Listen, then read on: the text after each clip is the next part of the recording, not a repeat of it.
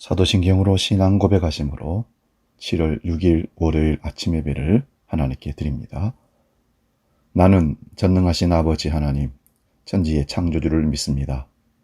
나는 그의 유일하신 아들, 우리 주 예수 그리스도를 믿습니다. 그는 성령으로 잉태되어 동정녀 마리아에게서 나시고 본디오 빌라도에게 고난을 받아 십자가에 못 박혀 죽으시고 장사된 지 사흘 만에 죽은 자 가운데서 다시 살아나셨으며 하늘에 오르시어 전능하신 아버지 하나님 우편에 앉아 계시다가 거기로부터 살아있는 자와 죽은 자를 심판하러 오십니다. 나는 성령을 믿으며 거룩한 공교회와 성도의 교제와 죄를 용서받는 것과 몸의 부활과 영생을 믿습니다. 아멘. 오늘 아침 우리에게 주신 하나님 말씀은 신약성경 마가복음 3장 1절에서 6절 말씀 봅니다. 신약성경 56면에 있습니다. 이 말씀을 봉독할 때에 살아계신 주님의 음성을 들을 수 있기를 바랍니다. 마가복음 3장 1절에서 6절 말씀입니다. 봉독합니다. 예수께서 다시 회당에 들어가시니 한쪽 손 마른 사람이 거기 있는지라. 사람들이 예수를 고발하려 하여 안식일에 그 사람을 고치시는가 주시하고 있거늘 예수께서 손 마른 사람에게 이르시되 한가운데에 일어서라 하시고 그들에게 이르시되 안식일에 선을 행하는 것과 악을 행하는 것, 생명을 구하는 것과 죽이는 것 어느 것이 옳으냐 하시니 그들이 잠잠하거늘 그들의 마음이 완악함을 탄식하사 노하심으로 그들을 둘러보시고 그 사람에게 이르시되 내 손을 내밀라 하시니 내밀매 그 손이 회복되었더라. 바리새인들이 나가서 곧 헤롯 당과 함께 어떻게 하여 예수를 죽일까 의논하니라. 아멘. 오늘 봉독한 말씀으로 살리는 사람과 죽이는 사람이라는 제목으로 피차 은혜를 나누고자 합니다. 세 딸을 가진 유대인 아버지가 살고 있었습니다. 그런데 세 딸들은 각기 한 가지씩의 흠을 가지고 있었답니다. 첫째 딸은 몹시 게으르고 둘째 딸은 도벽이 있으며 막내 딸은 남을 헛들는 버릇이 있었습니다. 아버지는 딸들의 결점을 고쳐주려고 무척이나 애를 썼지만 결국 고치지 못했습니다. 그래서 그는 여기저기 수소문한 끝에 당시에 가장 훌륭한 랍비라고 하는 힐레를 찾아가서 자기 딸들을 부탁을 합니다. 선생님, 저는 도저히 제 딸들 버릇을 고칠 수가 없습니다. 선생님께서 저희 딸들을 1년 동안 맡아서 그 버릇을 고쳐주십시오. 그의 간곡한 부탁으로 인해서 랍비는 딸들을 맡아서 가르쳐주기로 했습니다. 세 딸을 맡은 랍비는 그녀들의 단점이자 흠인 버릇을 고치기 위해서 이 일을 시작합니다. 먼저 몹시 게으른 큰딸을 불렀습니다. 너는 내 집에 있는 한 아무 일도 하지 말도록 해라. 너를 위해 몸종을 여럿 고용해 놓았으니 너 편한 대로 지내거라. 그리고 도백이 심한 둘째 딸을 불렀습니다. 이 마을에서 나를 모르는 사람이 없다. 그리고 모두들 나를 신뢰한다. 그러니 너는 네가 가지고 싶은 것이 있거든 무엇이든지 그냥 가서 집어오라.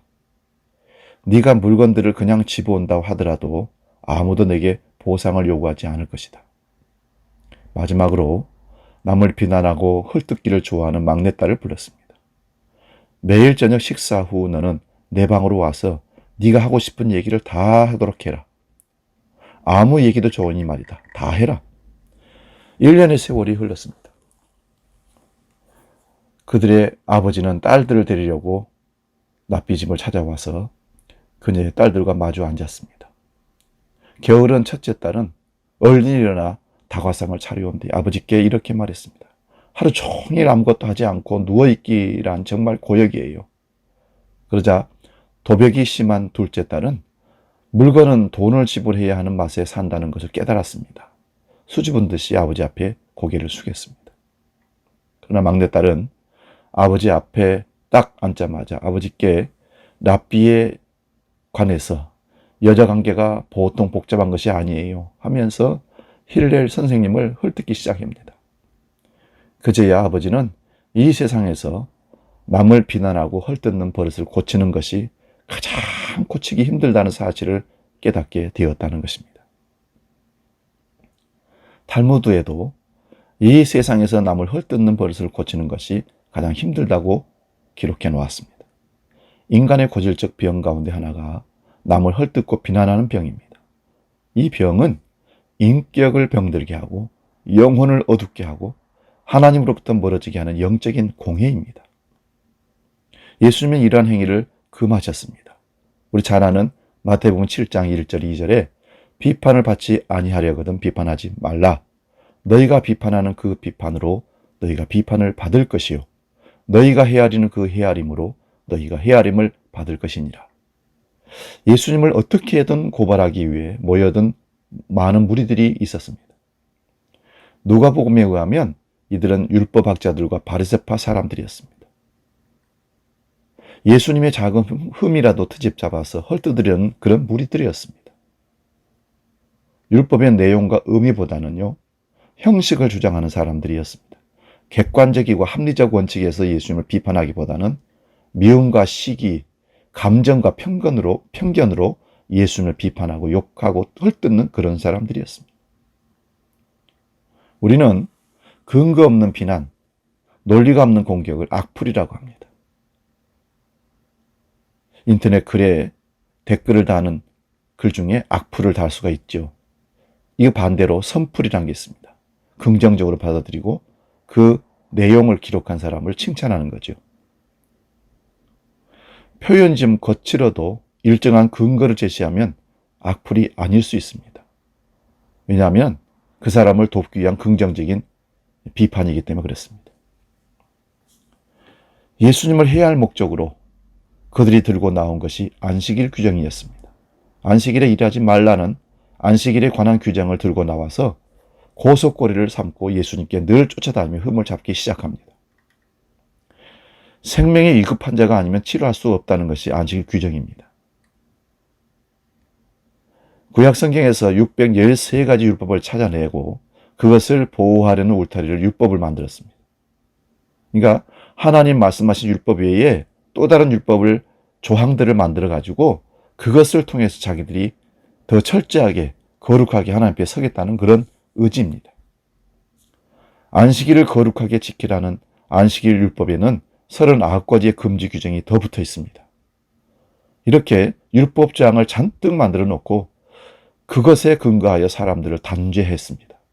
예수님은 이러한 상황임에도 불구하고 안식일에 오늘 손 마른 사람을 고치는 행동을 하셨습니다.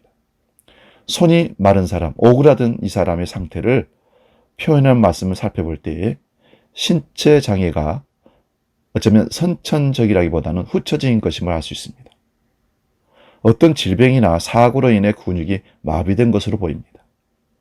누가복음에서는 오그라든 손이 오른손임을 말합니다. 오른손이 말랐다는 것입니다.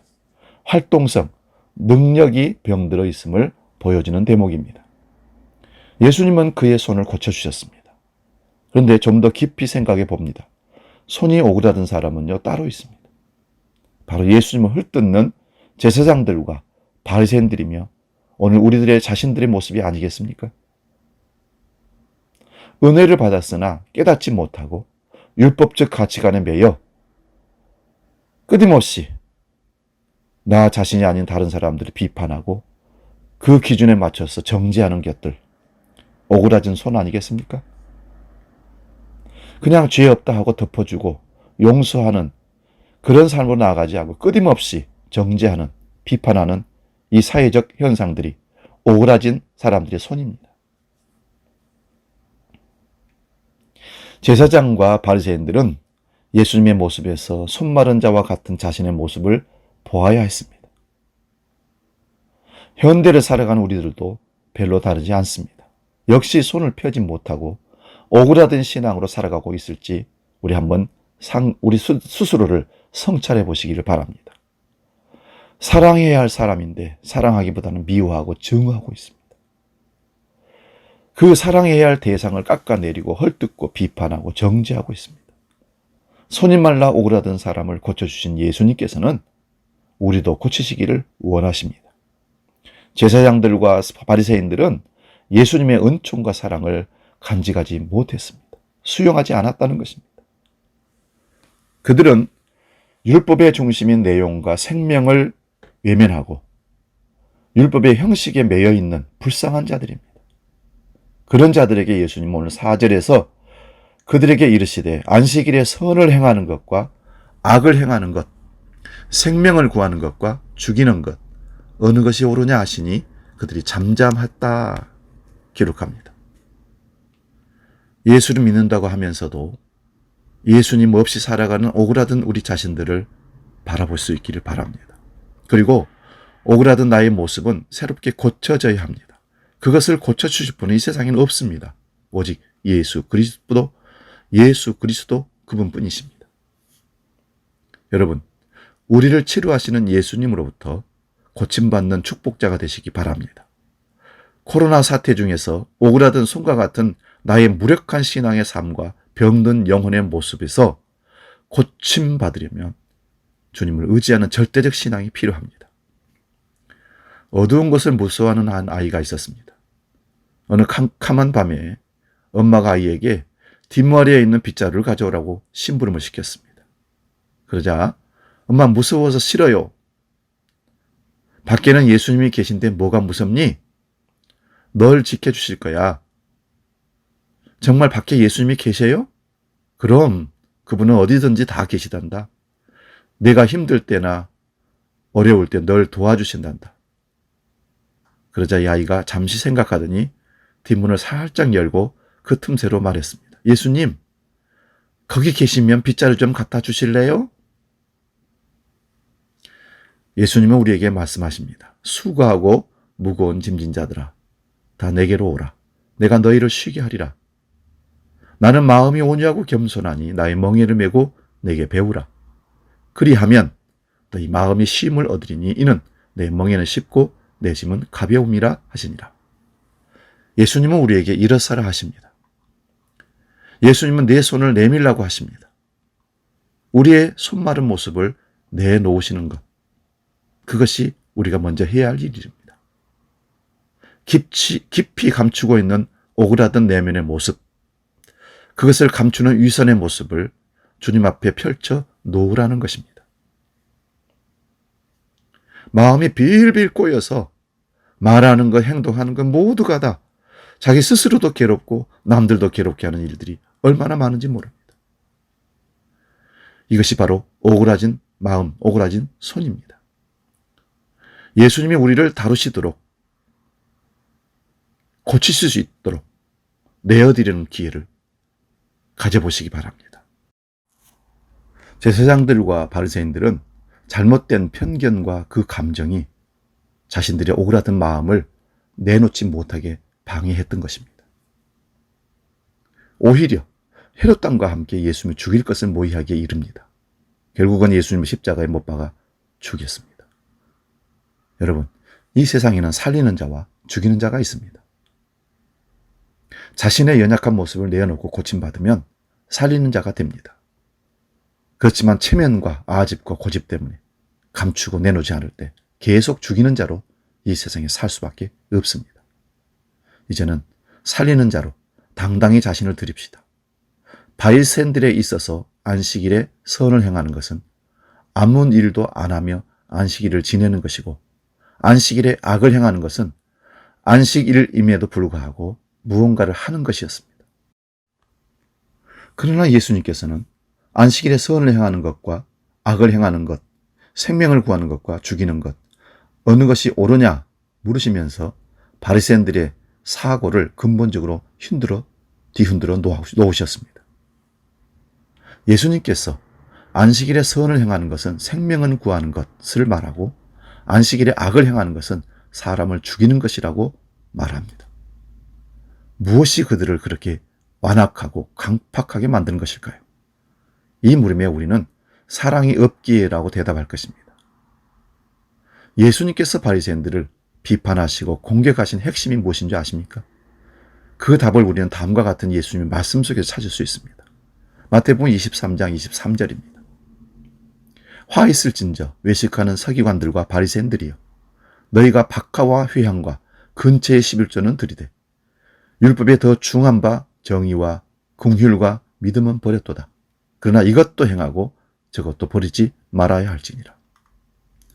예수님의 이 말씀대로 바리새인들은 긍휼, 즉 사랑을 버렸기에 그렇게 된 것입니다. 율법의 껍데기만 붙잡고 있었지 율법에 있어서 더 중요한 것을 내버렸기 때문입니다. 율법의 문자만 알고 있었지 율법의 참 정신을 모르고 있었던 것입니다. 사랑이 있는 사람은 사랑을 필요로 하는 사람의 입장에서 늘 생각할 줄 아는 사람입니다. 사랑은 남의 허물을 보지 못하게 만들고 남의 장점을 찾게 만드는 기능이 있습니다. 사랑이 없을 때 우리는 율법으로 사람을 죽이고 또 우리 자신을 죽이게 된다는 사실을 기억하십시오. 사도 베드로의 권고를 한번 들어보시기 바랍니다. 베드로전서 4장 7절 8절입니다. 만물의 마지막이 가까이 왔으니 그러므로 너희는 정신을 차리고 근신하여 기도하라. 무엇보다도 뜨겁게 사랑할지니 사랑은 허다한 죄를 덮느니라.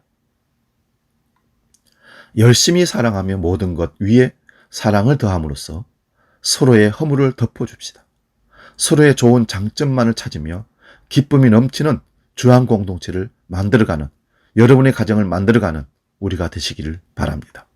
생명을 사는 자가 누구입니까? 첫째는 사람을 귀하게 여기는 것입니다. 둘째는 구체적으로 어떻게 도울 것인가를 늘 생각하고 행동으로 실천하는 것입니다. 한 시골에 주일마다 안식일의 의미를 기억하고 안식을 지키기 위해서 약국문을 닫는 약사 한 사람이 있었습니다. 그러나 가끔씩 급하게 약을 필요로 한 사람들이 있어서 주일에도 문을 열고 약을 조제할 때가 있었다고 합니다. 그런 도움이 필요할 때마다 그는 기꺼이 그렇게 했다는 것입니다.